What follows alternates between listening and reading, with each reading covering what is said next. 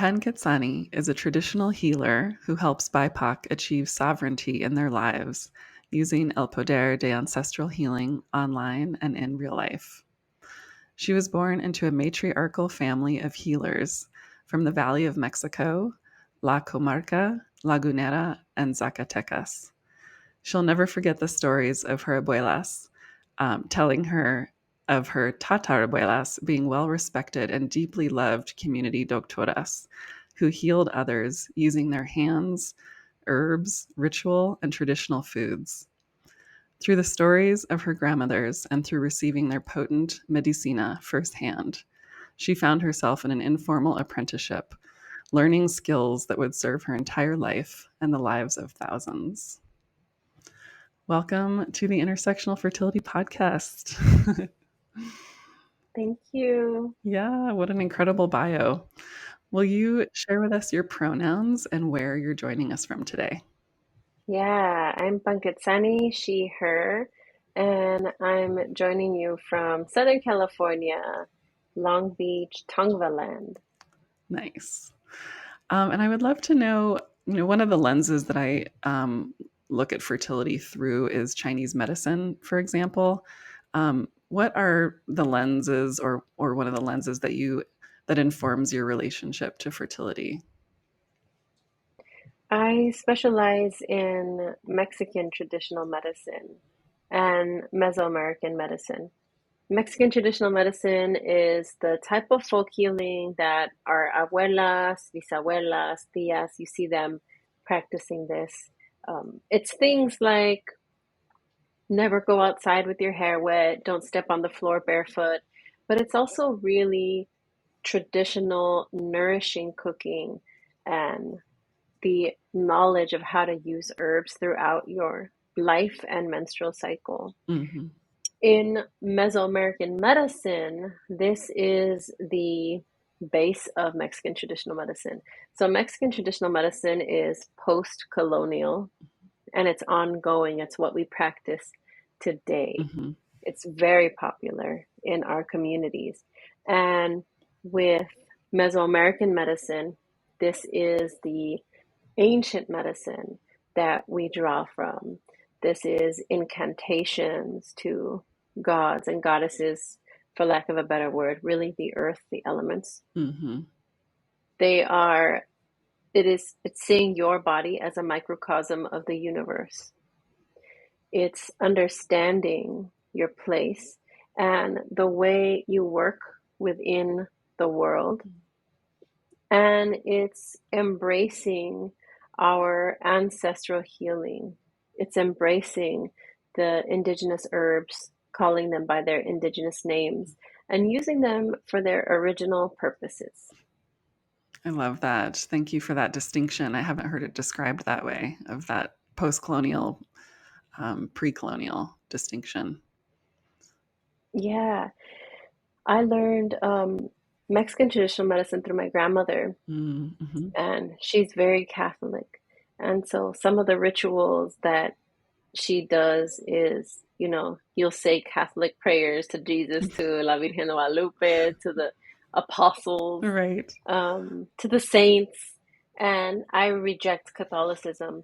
And I did that at a young age. I was 12 years old when I broke away from the family mindset of Catholicism and Christianity. Mm-hmm. And this is how I stepped into, through family members, going to ceremonies with them, going to rituals with them, and then also apprenticing with elders who knew prayers and in the Nahuatl language Mm-hmm. so that I could replace these Catholic prayers that my abuela taught me during limpias, during sobadas, during energy work. I replaced them with indigenous theology. Mm-hmm. Beautiful. Yeah, I love that approach. That's awesome. So I read that you said when you're womb centered, ancestral healing is inevitable. And I just loved that. It really stopped me in my tracks when I read that. Will you talk about that and what does that mean to you? Yeah. Being womb centered means tapping into your core, tapping into your womb. It means listening to your body. It means paying attention to your menstrual cycle. It means knowing that if your womb is exactly where your womb belongs in your body, that your body, your reproductive health will function the way it's meant to. Mm. It means that when we slow down and when we give ourselves the care and the attention that we deserve, that is ancestral healing. For Black and Indigenous people of color, we have been systematically removed from our body autonomy. Hmm. We've been systematically removed from our sovereignty.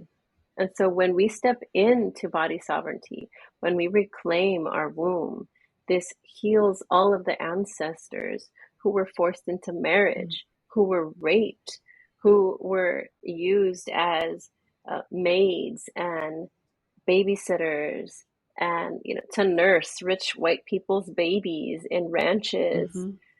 the people who were really most indoctrinated and were in survival mode for not only their whole lives but for generations because they were surviving colonialism.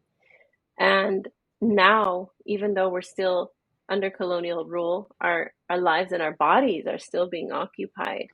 These radical acts of coming home to ourselves is paying homage to our earth and our ancestors. Hmm. That's so beautiful. Yeah, that makes sense. So it's like tending to your womb or womb space, having that self care in place. It really goes almost both directions. Like it goes backwards to ancestral healing, and then it also goes forwards to like future generations. Would you say that? It goes all Hmm. directions. It's expansive. And the uterus is a creative organ and a creative energy. Hmm. Even if you don't have a womb, you have a womb Right. space and you have creative energy that just wants to create something sustainable for you. It wants to protect Hmm. you. It wants to move you. It's an animistic Hmm. force in your body. And so when we are able to get out of survival mode and step into thriving via the Hmm. womb, then this allows for, instead of working hard, luchando, struggling, getting things done despite all of the hardship, instead of that, really that energy that our mothers and grandmothers may have had, we're creating effortlessly. I like to think of the body and the womb as an ecosystem. The earth doesn't try hard, right? It rains and it Right. sprouts, right? And so when we give our body what our body needs, when we feed our womb, fuel the Hmm. womb, then the womb will in turn give us her gifts. Oh, I love that so much. That effortless um, part of it, because it's like, yeah, to not force, and to have that, if we're microcosms of the earth and of the universe, if we treat ourselves that way, then it's, yeah, that effortless creation. I think that's getting in touch with that energy, I think can be so useful for folks on their conception journey. And it really reinforces the idea that my body's not against me. Hmm. My body is an Right. ecosystem. And what have I been contributing to this ecosystem? How have I been tending to this ecosystem? And where have I been Hmm. lacking? Right? Where have I been neglecting? Where have I been polluting? Whether it's conscious, unconscious, on purpose or not, we are the owners of our body. We're the directors. We run the show. So if there is something in the ecosystem that is off, then it's our jobs, it's our role to figure out, how can I make this work? How can I nurture Hmm. myself? How can I put nutrients into my body? What is my womb telling me? Yeah. One of the things that I have all of my students do is to tap into the voice of your womb.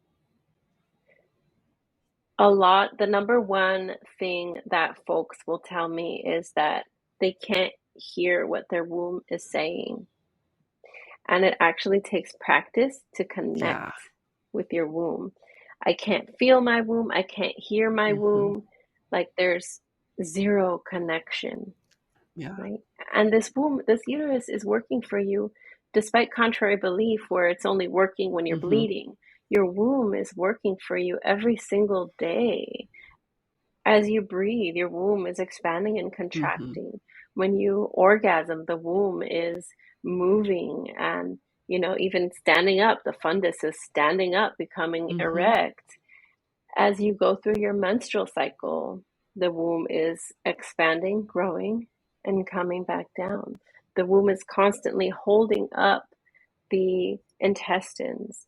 The uterus is always separating the bladder from the bowels so that you have healthy bowel movements and a regular, you know, peeing situation. You're not peasing, you're not peeing all the time, you're not withholding Hmm. urine, which is a lot of um, something a lot of people experience, especially post baby. And all of this is related to womb Hmm. health. In Mesoamerican medicine and Mexican traditional medicine, we have this idea of the matriz caída, the dropped Mm. womb.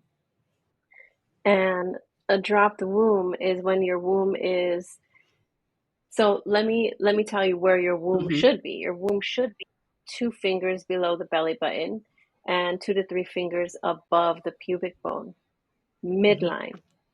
If your womb is anywhere but there, then you have a dropped womb. It could be facing forward, it could be back, it could be sideways, it could be down below, dropped lower than it's Hmm. supposed to. All of that is a matriz caída. Interesting. And when you have a matriz caída, it impacts all of your Hmm. organs, it impacts blood flow, it impacts fertility, and it impacts your menstrual cycle. When you have a matriz caída and it's happening for years and years and years with no relief, then it has a snowball like effect on your reproductive Mm. health. And not only your reproductive health, but your life. In Mesoamerican medicine, there's no separation between the body and the Hmm. spirit. There's no separation between physical and emotional. Anything that impacts your emotions will impact your womb, and anything that impacts your womb impacts your Hmm. emotions. Yeah, totally. Can you feel where your womb is? Like from the outside, can you tell if it's fallen? Yeah, I have the womb care challenge coming up in March 9th, Oh, 10th, perfect. 11th, and I'm actually for free walking folks through how to find their Amazing. womb. It's it is amazing because we go through our whole life and we can't we the womb plays such a huge role in our Hmm. lives. It dictates our brain, our hormones, our Hmm. gut. It impacts so much, even like childbearing and pregnancy, fertility, postpartum, menstrual cycle. It's a part of our lives every Hmm. day, yet we don't know where the Yeah. uterus is.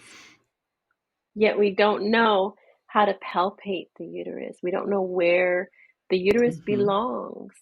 And when we establish this physical touch on the uterus, there's a mental, spiritual connection that happens.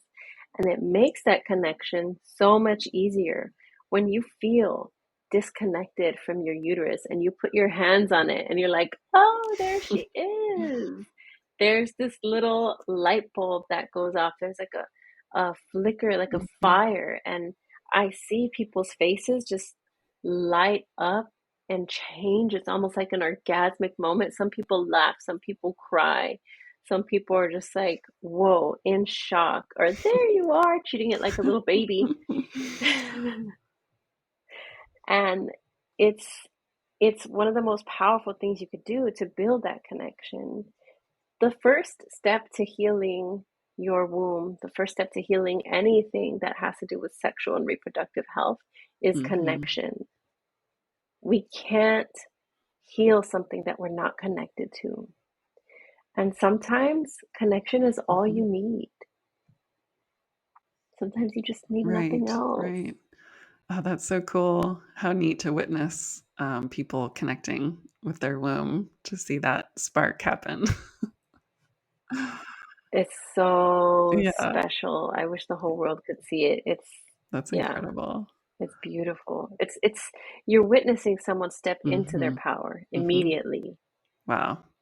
Is so and you see them embodied. You see, like, you feel that they're in their body, and just, right. oh, Ah, it's beautiful. amazing. So is there a way once you find it, is there a way to move it? Once Yeah, okay. yeah. So this is what I do. I also teach how to do this for yourself. We call it a sobada de matriz, and this is the number one way that we treat infertility in Mexican traditional medicine. Mm, So cool. body work is a huge part of womb healing. Mhm. And I teach this to my more advanced students, folks who have taken my course, Matriz y Concha Lifelong Self Womb Healing, which breaks down the Mexican traditional medicine and Mesoamerican protocol for Mhm. womb healing through herbs, through touch, through healing foods, traditional foods, and traditionally prepared foods. And so, what you do is you massage your belly very gently, very lightly. If you know where the womb is, then you Mhm. know where the womb belongs.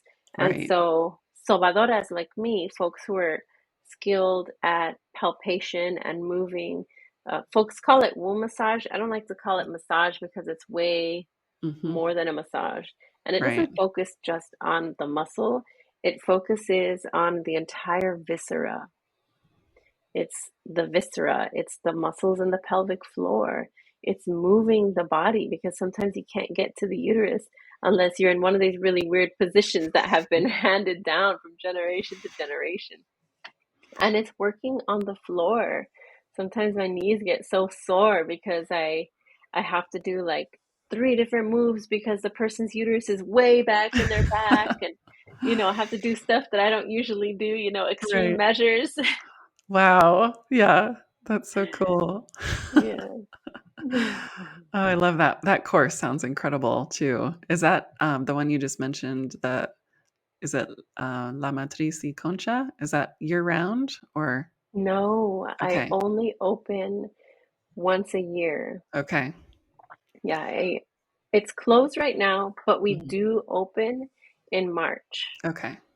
Oh, So maybe good. like, So coming up. yeah. So Okay. coming up, you'll be able to enroll, and it's online. The whole womb course is online, and then we meet once a week to do stuff together.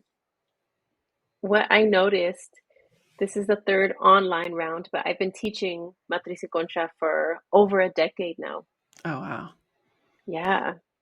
And what I notice is that, especially when it comes to parents, we could give you all the online curriculum, but if we're not doing it together, life will get in the way Right. because you just don't have this time carved out. Mhm. So, what I started to do to support the folks who were in Matriz y Concha so that they could really get the most out of it, really just squeeze it for all its honey, Mhm. is I started having weekly calls where we're like, okay, what do we need? Do we need to talk? Do we need to reflect? Do we need to support each other? Or do we need to steam together? Do we need to do castor oil pack together? Do we have questions because maybe someone has fibroid, cyst, and scar tissue and they have a particular question, about their body, Right. you know? So um, having that live space in addition to the online learning, which is very robust, it just it it's just so much more powerful, creates so much momentum. And the Yeah. Sabadas course, the one that's hands-on where you learn how to massage your womb, that Mhm. one's actually in person here in Long Beach. Oh, cool. Okay. Interesting. Yeah. That's so cool. Yeah, I was looking at I think it would must have been one of the landing pages for that course, and I was just like, wow, what a robust course. Yeah, it's so much. Yeah. It's it's really my life's work. It's everything that my fertility, painful periods, like all of my clients with who come to me with struggles with their womb. It's Mhm. throughout the years that I've been practicing, piecing together the things that they most need, the things that help them thrive the most. And Right. it's beyond like not only do I share my protocol, which is like I was like kind of weird about it at first. I was like, okay, do I want to share this ancient protocol, my protocol, which makes it vulnerable to exploitation, Yes. right? Totally. But I know now, I trust that I was given this gift. One thing my grandmother told me is tienes que, when I asked her for permission to teach, she said, tienes que, mija, mija, like my daughter, you have to. If you Mhm. know this and you know that other people don't know this and this will help them, then you have to. You Right. have to teach. You have to help them. Right. Oh, Yeah. I just got So. goosebumps when you said that. That's so powerful.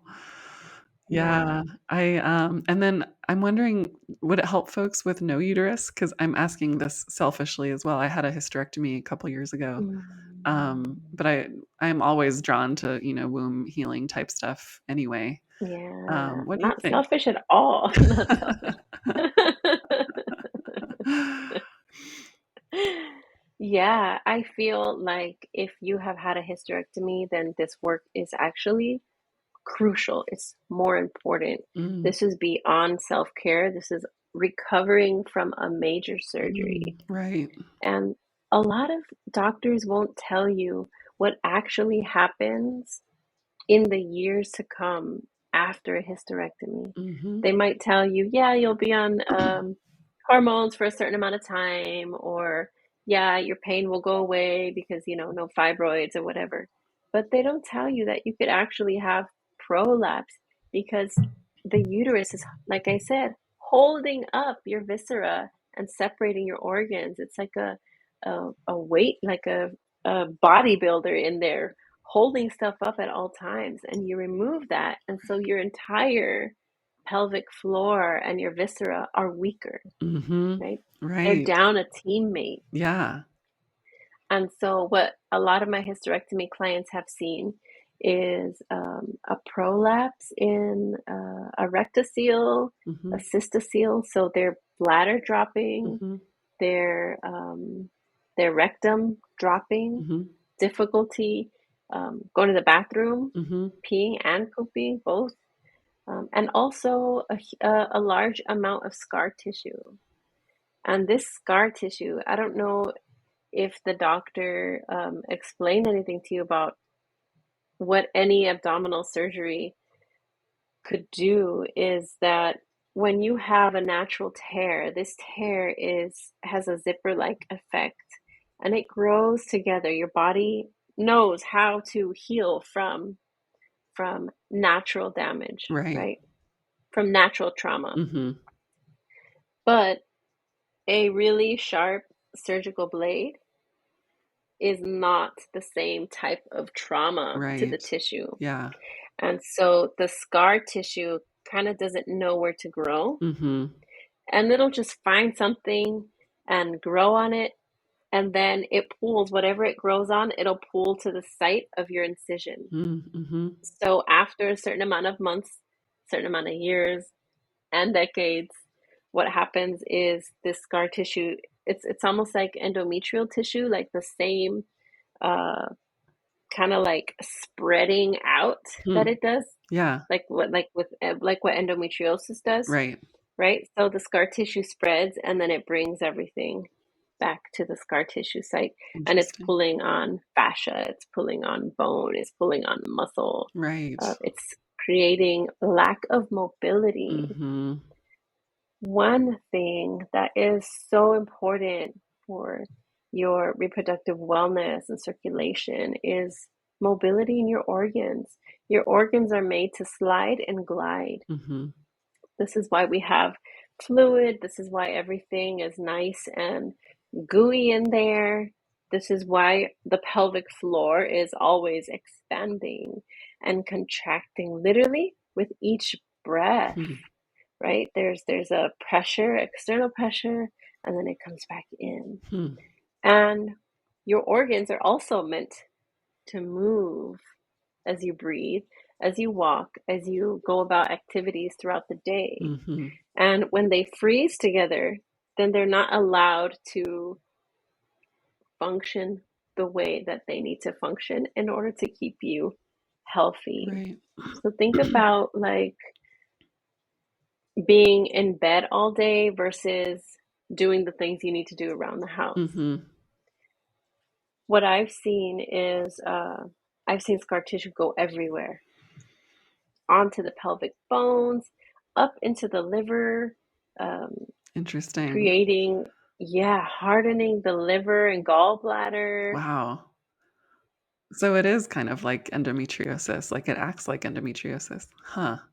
It, That's yeah, so yeah, it interesting. does.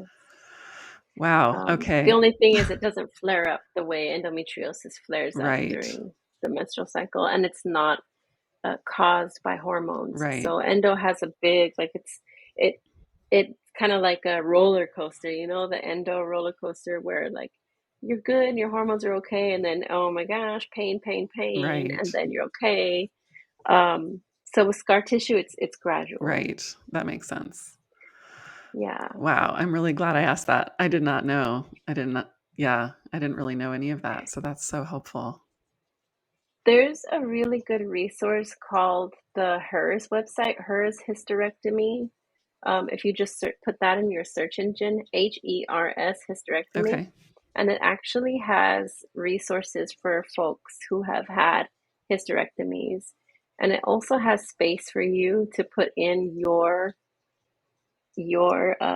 symptoms now after hysterectomy Mm-hmm. because they have a whole database Mm.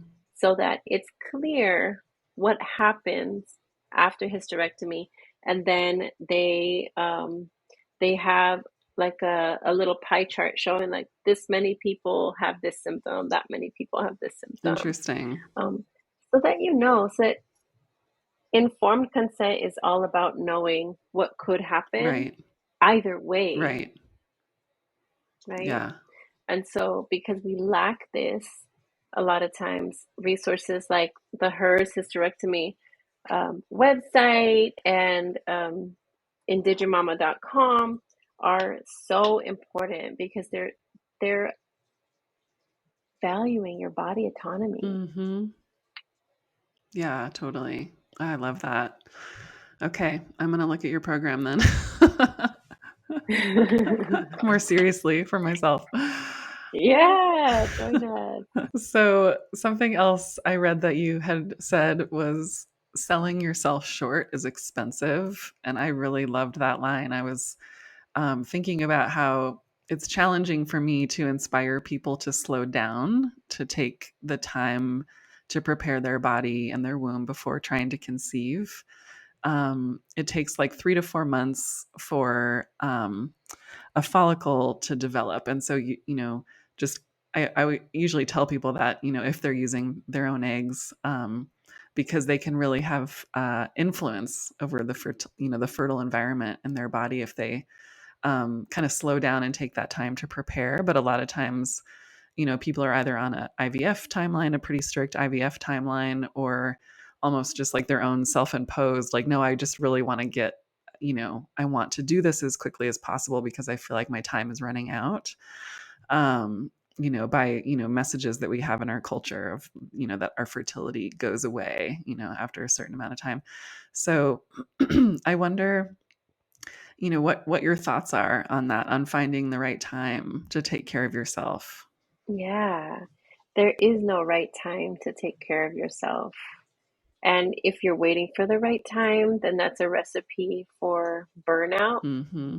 because life always happens, especially if you're a parent, there's always going to be other needs that you have to tend to. Mm-hmm.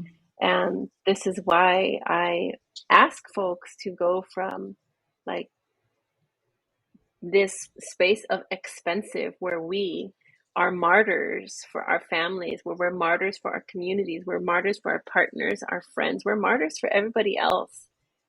And that martyrdom doesn't save anybody. Mm-hmm. That martyrdom doesn't make you a better human. We're not out here trying to be Jesus Christ. Totally.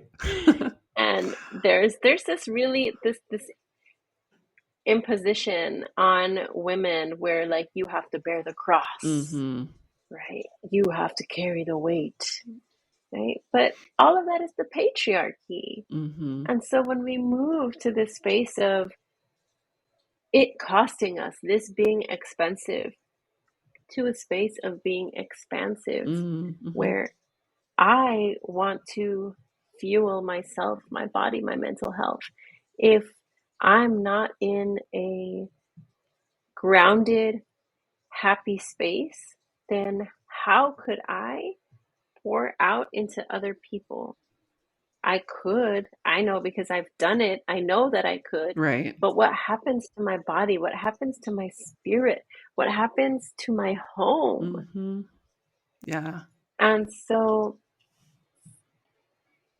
not investing in yourself is expensive. Mm-hmm.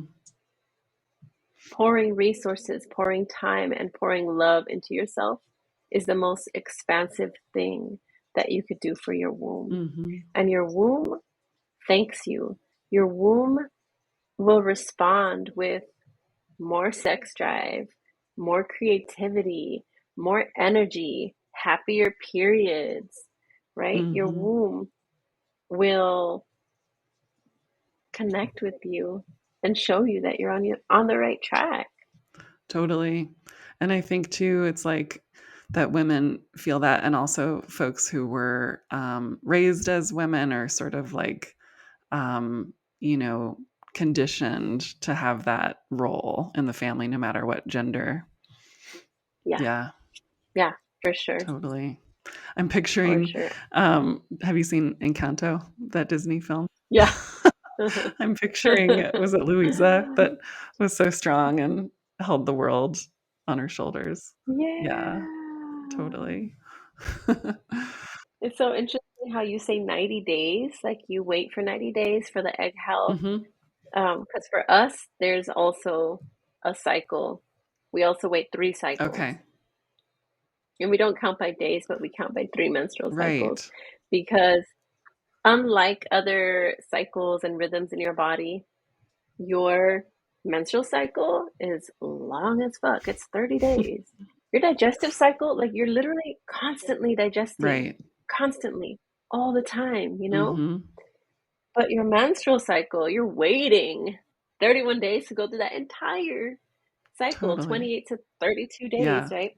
So you need a few cycles in order for your body to get used to the changes that you're making and to adapt well. Hmm. Yeah, totally. So true. Yeah, that's what I usually tell folks. It's like they want to know what the results are going to be and how soon they're going to see them. And I usually Yeah. explain, like, we usually will start seeing a pattern, after 3 cycles or so. It takes about three Mhm. cycles. Yeah. Yeah, that's awesome. I love it. I really like folks to challenge their own inner capitalists, Yes. their internalized capitalism where they want instant Right. results. Ancestral healing is not a pill that you could take. Hmm. Trust me, I'd have taken it already. Right. Gave it to all my Yeah, friends. totally. I love it. It's not a pill that you could take. So sometimes it takes man, it's really a circular journey. Mm-hmm. Um, one of my clients came in and they're like, "Yeah, I fell off of self-care." And I'm like, "Yeah, welcome to real life. Right. This is what self-care looks like. It looks like winning and losing and just getting back Mm-hmm. and just having that dedication even after you fall off, even after you go through the stress of life. Right. You stay dedicated. Doesn't mean every single day without fail you force yourself. Right. It means you give yourself grace and you come back when you fuck up, and Totally. that's okay." Yeah, totally. Totally. So true. Um, Something else I read that you said that I absolutely loved. You said, remember who you are so deeply that your great great grandchildren could never forget. Ugh, what a great image and what a great line. I just loved that. And it really speaks to what I believe and teach about connecting with your essence or who you really are or your whole self. Um, would you talk a little bit about that, what that means to you? Yes, this was inspired by my now 83-year-old grandmother Aw. who came to my house and she saw my big ass bush of mugwort and she was like, "Oh, like tienes estafiate, like you have estafiate." We call it, yeah, estafiate in Hmm. Spanish. And so she was like, she takes off a leaf, she smells it, and I see her like going somewhere else, Hmm. like and so I'm just like admiring her, and I'm like, what? Where are you Yeah. going? Like, what's gonna happen? We're on a journey Right. now. And she said, mi abuelito, my grandfather, he used to drink this tea every single night, and it helps with digestion and it helps with air. Aire, we call aire, it's an element that causes Hmm. indigestion and um, Hmm. pain. And she said, "Oh, I remember the smell and I remember the taste. And oh, can I have some? Can I take some home?" Oh. And I was like, "Yes." And the amazing part about this is that I had that little mugwort plant since it was a little tiny plantling. It's like bigger than me now. And I would come out and talk to it every day and call it grandfather. I felt my grandfather in this plant. Wow. I felt like the plant is my Right. grandfather. And so I would come out, I would talk to my grandfather, get advice. It was like a whole relationship Wow. that we had. Wow. And we had ups and downs. Like it got overrun by mites and it got overrun by some type of like fungus. And every time I brought it back and I'm like, "Come on, grandpa, come on, grandfather, you can do this." And like moving it around different places in my yard. Where do you thrive best? So it's been like a huge Wow. relationship. And I'm like, wow, my grandfather is here with me through this herb. Hmm. His favorite herb is my favorite herb. Hmm. Even though I never met the man because he was alive 100 years Wow. ago, even though I never met him, he's here with Hmm. me and I could never forget this plant. I could never forget this connection. Somehow, every time something happened to that plant, I knew what to Hmm. do. Right? This is the plant that I bathed myself and my baby in postpartum. This is a plant that my 14-year-old son comes out. He's like, "I can't sleep, so I'm gonna drink a mugwort tea with a little bit of salt." We drink it like a broth Wow. traditionally. Wow. That's Yeah. so So it's incredible. not like yeah. And the other thing that really was like making me feel this, um, my ancestors is my abuela. She came over, my 83-year-old grandmother, when I was postpartum with baby three or four. I don't know, I lose count. She she was here every time. My grandmothers gave me traditional postpartum Okay. care, and I'm actually writing a book on traditional Oh, postpartum care, wow. and I include these narratives that my grandparents, Oh share my with me. gosh. And so, wow, in her hands, I swear that I felt all of my Hmm. ancestors. as she was wrapping me, and it was so gentle but firm. It just felt like I was in I'm in another space. Like I'm not in my bedroom. I'm in some other realm where my ancestors are here with me, cheering me Wow. on. And she told me, she's like, mi abuela hacía esto mucho. She says, my grandmother would do this a Hmm. lot, and she was sought out in her community to wrap people postpartum and to heal people Hmm. postpartum. And she's like, yes, she was so well loved, and she helped so many people that on the day of her funeral they shut down the whole Oh, mercado, and they took 50 buses to the it was like a wow. huge event, 50 buses to her Wow. funeral, and and to say goodbye to her. Wow. And then I just felt like, whoa, like this is Hmm. me. Like that's me. That's what I do Hmm. today in this modern Hmm. context. I'm her, Totally. right? People look to me for this Yeah. stuff, and people need my help and seek my help, and I'm doing the same exact Hmm. practices that she did on her friends and neighbors and family. And I never met the Wow. woman. Wow. Yeah. I've never even seen a Oh picture my of her. gosh. Wow, that's Yeah. incredible. So it's like when you have this medicine in your hands, like I don't have to know my great great grandmother, my tatarabuela. I didn't have to meet Hmm. her to know that I am her, and I'm continuing her work because this is how strong that she created. It's not due to me. It's not due to me and my genius. It's due to Right. her Right. and the strength that she Right. had and the resilience and the power and the Hmm. creativity that she had. That, wow, I wonder if she ever thought that her great great granddaughter would be doing the same exact thing that she's Right. doing. Wow. That's incredible. I'm like covered in goosebumps right Mhm. now. Yeah, because it's because what she did Oh. it so powerfully. She was so in touch with her who she really was and her gift and her essence that it like catapulted forward into generations ahead. Mhm. Wow. Yeah. 100 years later. Wow. And I can't imagine 100 years later what my lineage is gonna look like. Who will be healing with their Yeah. hands? Who will be sharing, in 100 years? It feels like impossible Totally. to even think Yeah, that far. totally. I know that's hard to even think about. So I'd love to shift gears a little bit and ask you, I know you have such this kind of unique and transformative story about your relationship to money.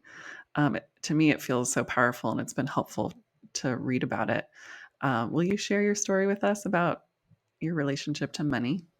Yeah, my relationship to money is a story about my relationship to myself and to my Hmm. womb.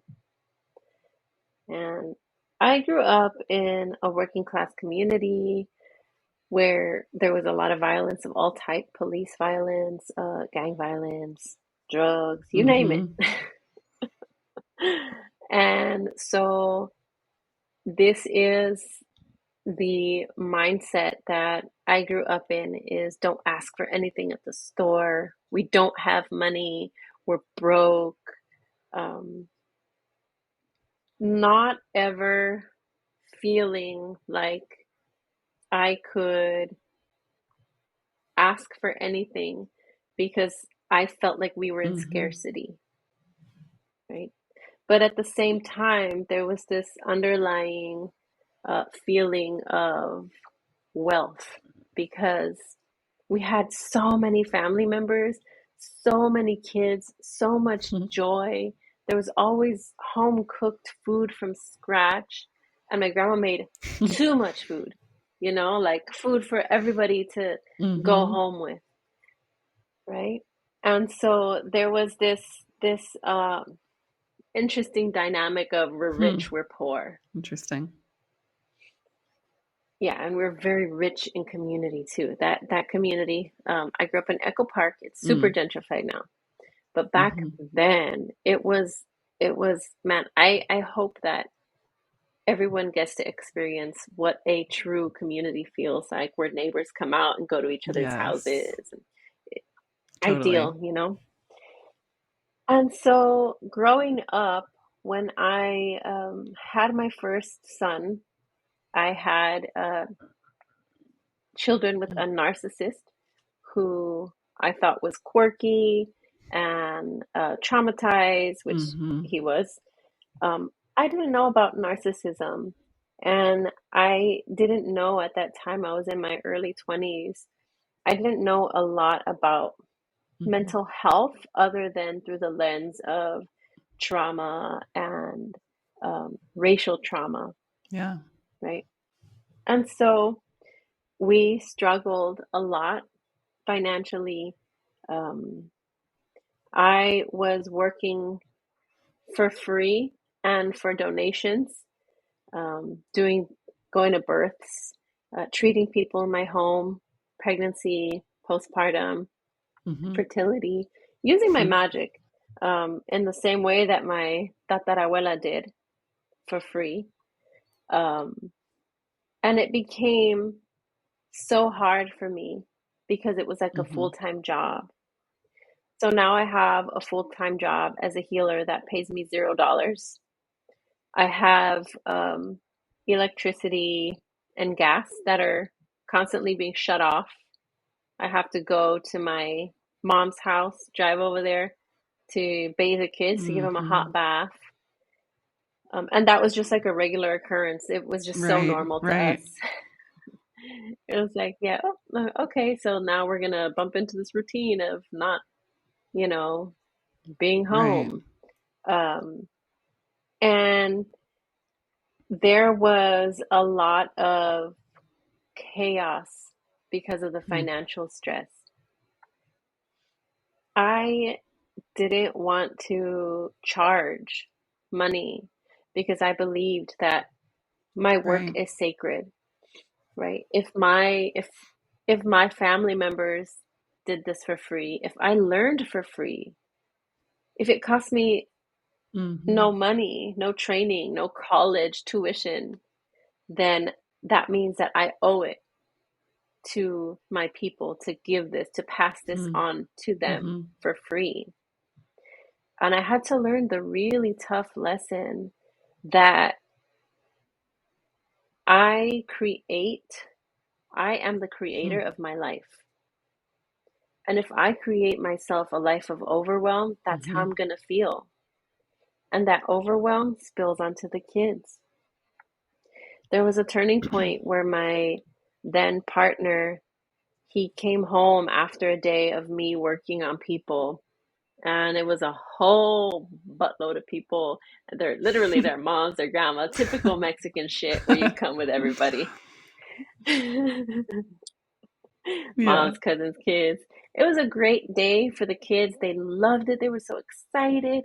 They played outside all day. They were in the garden playing with mud.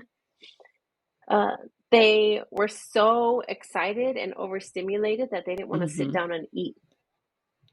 I couldn't help get them into their bodies so that they could feel that they're hungry because I was too busy tending to my Hmm. guests, right? To the folks who I was treating, to Mm-hmm. the folks who I was helping. And so as soon as the guests walk out the door, the kids start crying, I'm hungry. They're all muddy. I'm like, let me take you a bath. No, I don't want to take a bath. I'm hungry. So I go to the crock pot where I have rice, Mm-hmm. beans, and veggies that were cooking for, for us to just pour into Mm-hmm. the bowl and enjoy. So I didn't have to cook all day. But the guests ate it all, Interesting.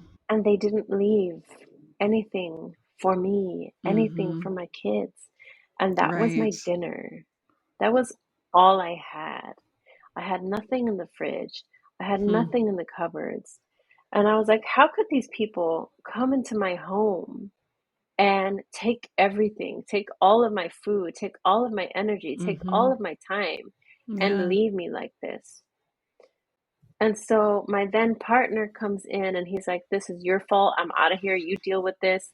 We had one car back then. I was like, "I need you to go to the grocery store. Please just bring groceries." He's like, "No, you made this mess. You made Mm. this bed. You lie in it." Oh So he gosh. takes off. And I feel like Right. such a victim. I am so, I feel Hmm. like a martyr, right? Like I have given so much, and why doesn't anyone give back to me, Right. right? Why do I have to feel sad and tired and I have nothing to feed my Hmm. children? And I'm crying there with the babies because the babies were crying. And then I just have this, it just clicks, I just hit Hmm. rock bottom and then it clicks. And I'm like, wait a minute. I allowed these people in my home. I didn't ask. I didn't require them to Hmm. give me anything.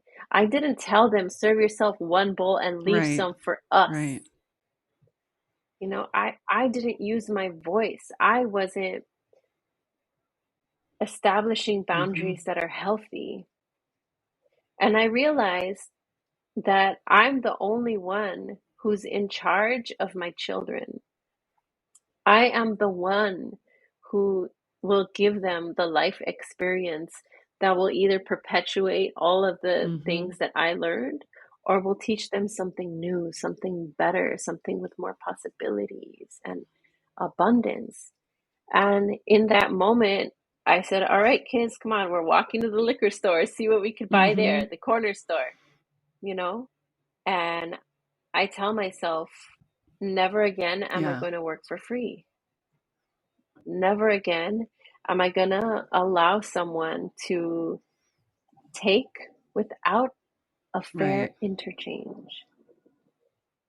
And at that point, I started asking for donations. It's funny because that was like a big step for me. Ooh, donation, big deal. Right. No one gave me anything. Uh, They're like, oh, it's optional to pay right. you? All right, I won't Right. pay, you know? So after that, I Hmm. started charging a fee. And then I did the math finally because I hate math, so it took me a while. Same. And I was like, whoa, I'm exploiting myself. I'm working for below Hmm. poverty wages. All of these hours that I put in, all of the money I spent, I was giving them from like curtidos, fermented foods, different types of fermented vegetables to help with their sexual health and womb health and gut health and, just all of these things that I'm giving them, Hmm. lending them books, giving them time, Hmm. on the phone, email, all of these things added up. And I was like, wow, I'm doing myself a disservice. How could I want justice for my people if I don't want Mm, justice for yeah. myself? Good one. How could I give my Hmm. ancestors justice if I don't strive for Hmm. personal justice? Wow. And so I started charging fees that Hmm. were just and fair. And now I charge fees that are not only just and fair, but they allow me to thrive. They allow my children to thrive. The other, not too long ago, well, a couple of years ago, maybe I don't know, last summer or the summer before, my in-laws were over, and they're like, "Wow, you guys are redoing the backyard. That must be, you must be doing well." And I'm like, in my mind, of course, like, this is all Oh, womb interesting. money. This is all womb love that's making space in my garden for all of my womb healing plants, for my temazcali, my sweat lodge, for the outdoor kitchen that makes our family happy. This is a space Hmm. for thriving because of what I've Hmm. poured into people. Now they have Right. poured back into me. And that is able to sustain my work, my family, my children, so that I could keep doing what I'm doing. Hmm. Oh my gosh. Wow. It's bringing back that image of the effortless creation that Earth does. Mhm. It's like so cool. And this This is why I feel like tapping into my abundance is to Yeah. tap into the womb.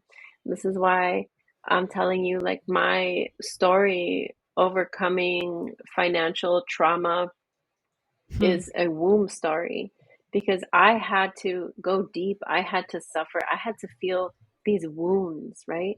I had to feel I had to feel like I was a victim. I had to feel helpless. I Right. had to feel powerless in order Hmm. for me to feel power, in order for me to be like, you know what, this relationship is bullshit.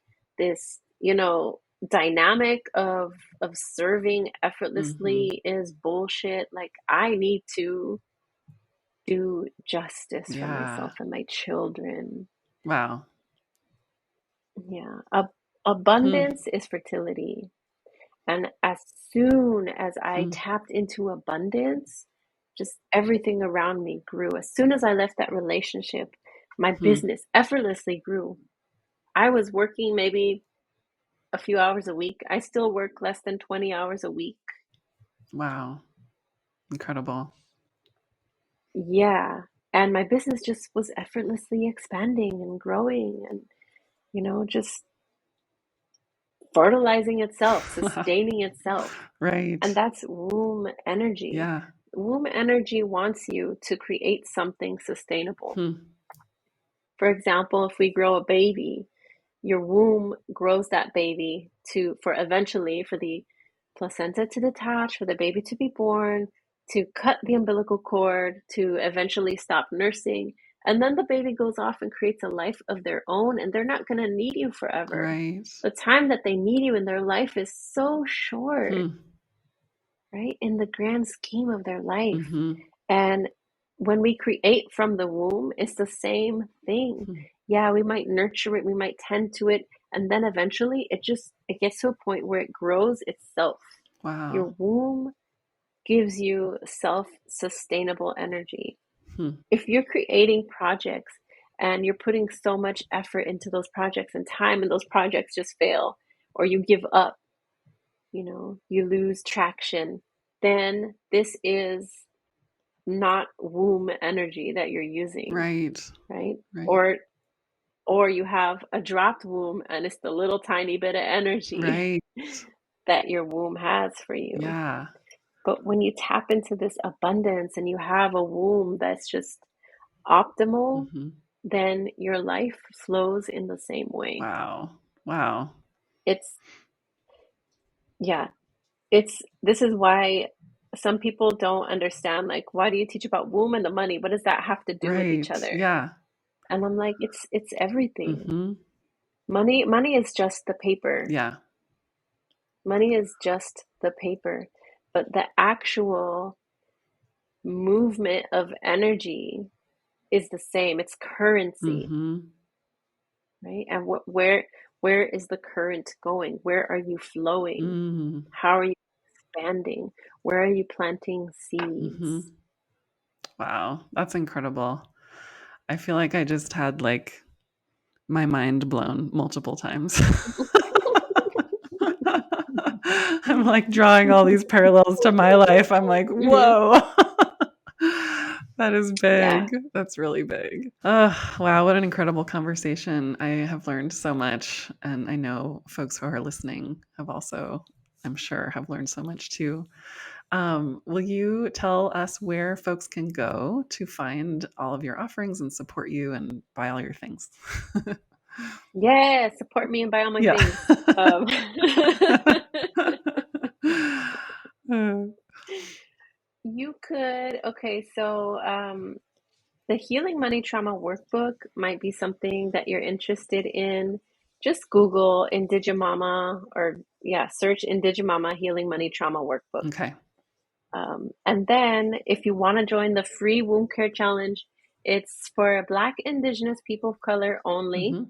Starts March 9th through 11th. And the link for that is indigimama.com/WCC, Womb Care Challenge, WCC. Okay. And Indigimama is INDIGEMAMA. Okay. Indigimama.com/WCC. You can join there. And I do have a couple free webinars coming up, how to heal period pain. Um, but join the wound care challenge and I'll email you about the other stuff. So just make sure you get on the challenge. Okay, perfect. And I'll put those links in the Yeah, show notes as well. And just to for let everyone sure. know, I downloaded your money trauma workbook a little while ago, so I'm working through it, and it's wonderful. I love it. Yeah, so Yay! good. It's all the prompts that helped me because I had to work through so Right, much. And I do it again and again and again. And if I feel something, I'm like, what is this? Okay, what do I need to unearth? right. Totally, Yeah. totally. So you could do it 20 times. You could do it like once a year. Yeah. If your business is growing fast, and I recommend you do it every Hmm. quarter. Yeah, I could see that for sure. Mhm. Well, thank you so much. I know you have to run, so Thank thank you, thank you. you. This was such a joy. Yes, thank you for having me.